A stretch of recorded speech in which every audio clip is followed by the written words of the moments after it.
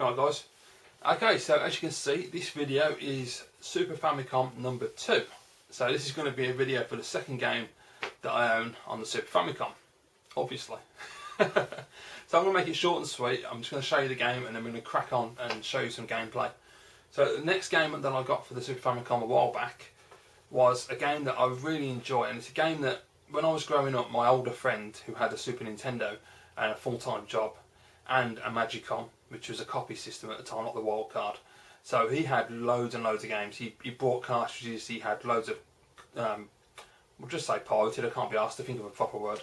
Yeah, pirated games on his Magicom. You know, he had every game under the sun, and this is one game that stuck in my mind because it was so weird, and the main character was a strange design, and I just always enjoyed the game. And when I bought Super Famicom games at the early 2000s, when I started collecting, this was one of the games I picked up and loved, so I had to get it back again, and it is Xandra's Big Adventure. Now, you can play as that massive green jelly baby down there with the pitchfork, so you know it's going to be a strange one. And basically this is a platform action game, I suppose you could call it. You know, you run around, you pitchfork things and you jump over platforms, it's great. It's a really fun little title. And there's the back. Trying to get that light right is a pain in the arse, but there you go. So yeah, that's the second one I got. It's a really cool little game, as I say. And you know, it's very Japanese. I love the artwork. I mean, it just looks stunning and it's fantastic. So yeah, that's it really guys. That's number 2. So without further ado, let's go and check out some gameplay of Xandra's Big Adventure. Okay guys, here we go.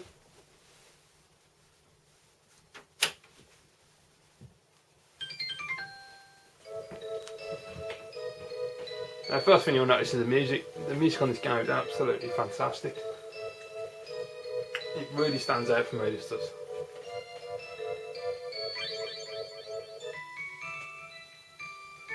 So let's get stuck in.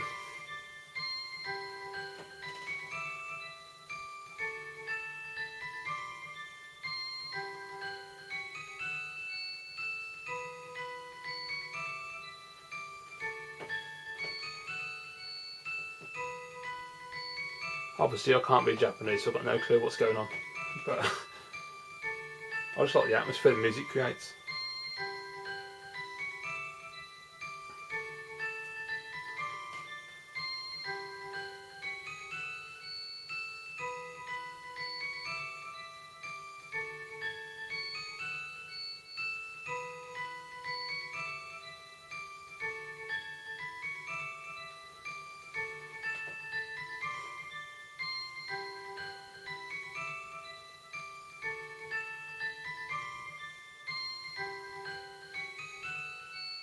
And here we go, this is the game. Like you see, that's me there. You've got a standard jump, you've got attack, jump attack. You can do a super jump, which isn't always the best thing in the world. You can also do this one as well, which is a really cool move. Unfortunately, as you can see there, I'm now dead because the animation is so overdone that you end up, the controls freeze up, you can't do anything, you're just stuck waiting for him to get out of it. And you get killed, which is stupid, so you have to really time your super jumps and your flying ability, unfortunately. But just listen to that music, how fantastic is that music?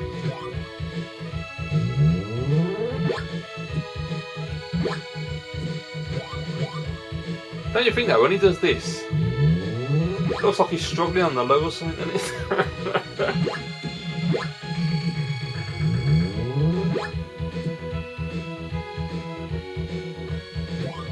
Oh, I've got 2 in 1 there, that's pretty good.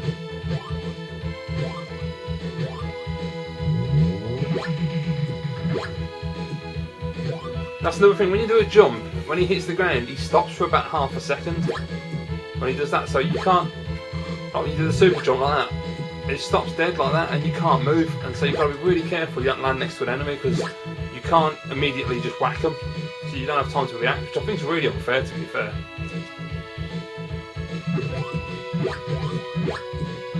So you've really got to think about what you're doing.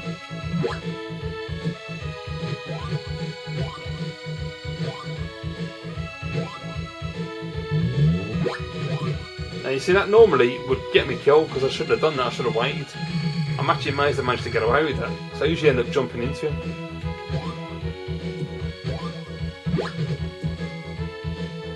There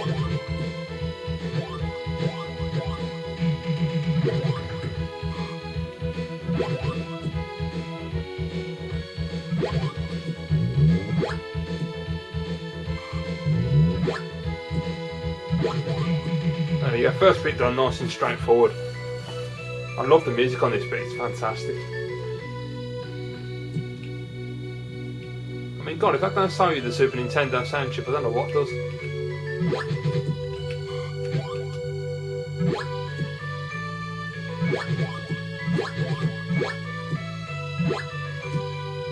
So there's little crocs down there, you do fight those in a bit.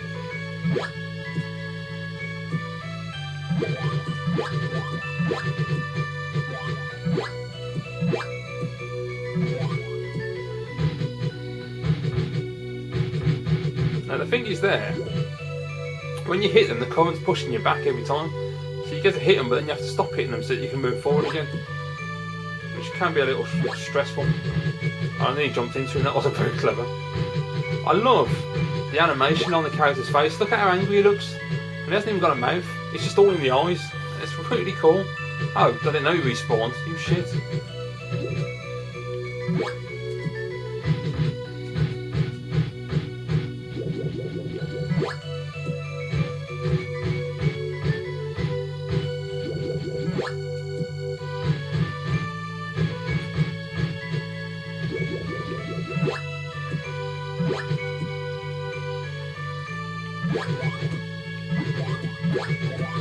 Oh, I thought I'd misjumped then. I thought I landed right on him. That worked quite well. I was surprised. I really thought I'd screwed up then.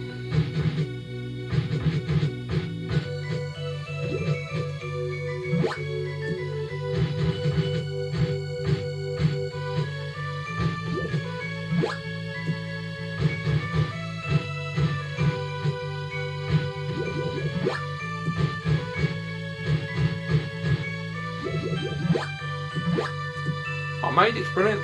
I'm doing much better than when I played it before. Right, these you have to hit a couple of times because as you can see they bounce away. Now this stumped me when I first got here. I was like, how do you get over that? Because the super jump, as I'll show, I can't get high enough using the super jump. And it took me a couple of minutes to work it out, and all you got to do is use the, is it the Y button? I'm in the dark, X button. And you can fly. You just use that one. But you've got to be careful that you don't fly too far because it can obviously make you fly into the enemies and it'll bug up your game. Which is what happened to me on this bit here. I did it, the first time I did it, I went flying straight into those two balls. Which is quite annoying. And it's really hard to get the short ones where you can't just tap it. Watch that. Oh, that looks sad.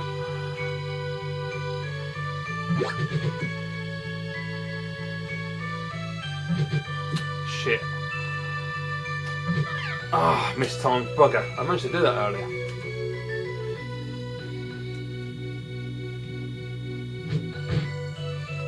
I'd love to get a CD of this soundtrack. I'm not really up for game soundtracks normally, but this one's just absolutely stunning.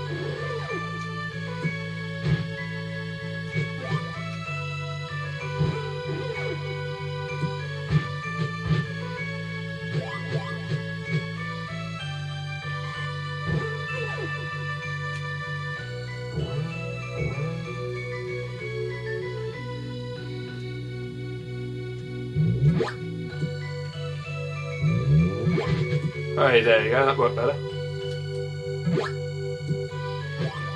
Now unfortunately, if you've ever played the game Pang, that's what happens when you hit him, he splits into multiples.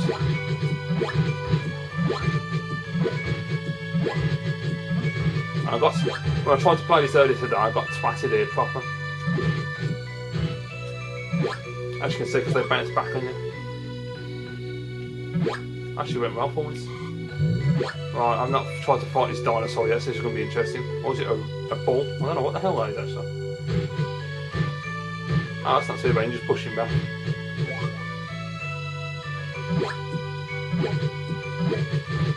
I thought I was going to miss that. I really thought I was going to get hit then. I thought it screws it up.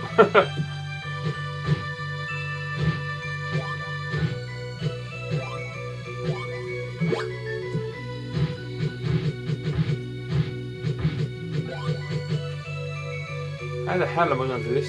I'll have to fly through the two of them, and if I try and fly through the first one, land and take that ball out and then jump, it'll never happen.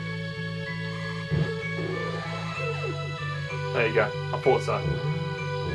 Unfortunately, there's no way of breaking your fall when you do that. At least not that I can find anyway. There might be. Oh, I made it, brilliant. Okay, what do then? Oh, hang on, what's this? Aha! Oh, that was a bit of luck. Cool.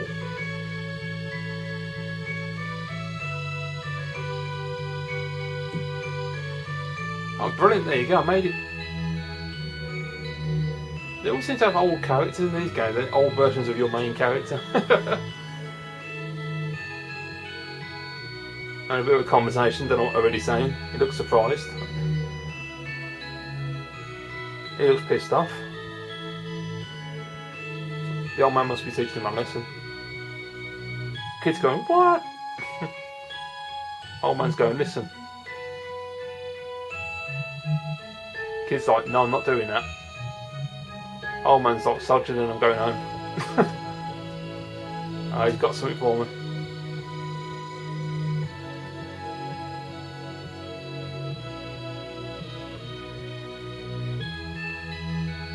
Kid nods. Must be happy, understands what he needs to do. Hey, and he gets a big yellow ball for it. Always good. Okay, I'll leave it there, guys, but that is Xandra's Big Adventure. As I say, it's a fantastic game, and that soundtrack alone just sells the game for me. It's just one of those really cool, quirky Japanese games that I love. And, you know, who'd have thought playing as a jelly baby with a pitchfork would be fun, but it really is. It's just great. And I would definitely recommend giving this one a try. And not doing that because I should have super jumped. Thank you for watching, guys. As always, I'll see you all again soon.